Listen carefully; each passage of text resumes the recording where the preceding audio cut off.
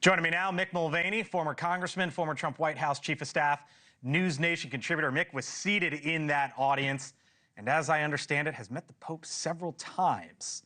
Mick, I learned today, I didn't know this, but there had only been one seated president, one living president, who had actually been to a papal funeral. That was George W. Bush in 2005, John Paul II. H.W. and Clinton attended as well, and we learned this afternoon that President Trump says he will be going to that funeral in the upcoming days.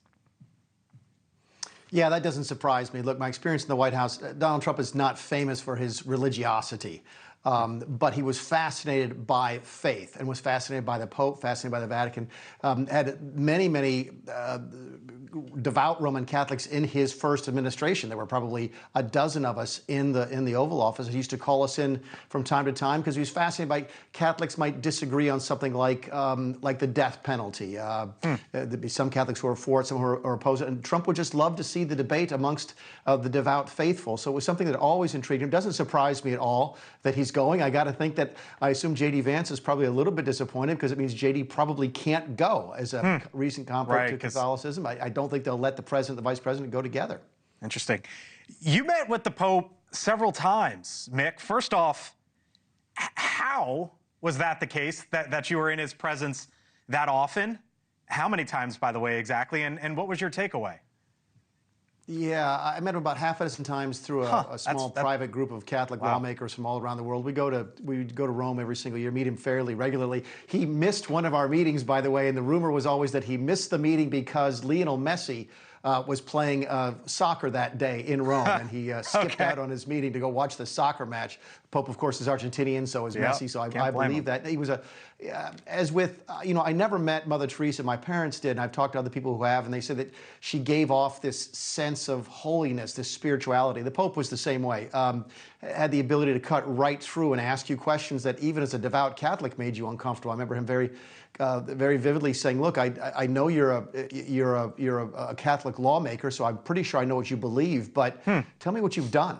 Tell me what you've done to advance your faith, to work with the poor, etc." And that's, coming from the Pope, that can be a little unsettling. What's that like, Mick, when you would have those conversations with him, right? And you've had some fairly fascinating conversations in your life. But when you got asked that question by him, what was that like? Yeah, you feel about this big. You go in it, you think, oh, I'm a member of Congress, or I'm a chief of staff, the President of the United States, and whatever. And then you meet the Pope, and he asks you a question that you don't have a really good answer to about the practice of your faith. And again, I consider myself to be a devout Roman Catholic, so it was disconcerting. I remember I met him several times afterwards, and I lived in fear of him looking at me and go, "Oh, wait a second, I remember you. You were here 5 or 6 years ago, and I asked you what you'd done. What's the answer to the question?" So it is. Look, he was a tremendously devout man. I know that there's a lot of conservative Catholics, and I consider myself to be very conservative, who didn't care for some of his philosophies. I was a big fan. I was Jesuit trained, and despite my difficulties with the church from time to time, the Jesuits always trained you to challenge your faith, and I think the Pope did that in a very positive fashion. He'll be missed by many Roman Catholics all around the world. I was going to ask you if he remembered you, and you said right then and there that he did. Absolutely remarkable, given all of the many people that he would come across at any given day, month, or year. I hope he doesn't remember me too well, because I'm not sure what the answer to the question is yet, but I'm still working on it. So. All right, Mick Mulvaney with us tonight. Mick, thank you. We'll talk to you tomorrow. Thank you for watching, and make sure you go to joinnn.com to find NewsNation on your television provider. And don't forget to click the red subscribe button below to get more of NewsNation's fact-driven, unbiased coverage.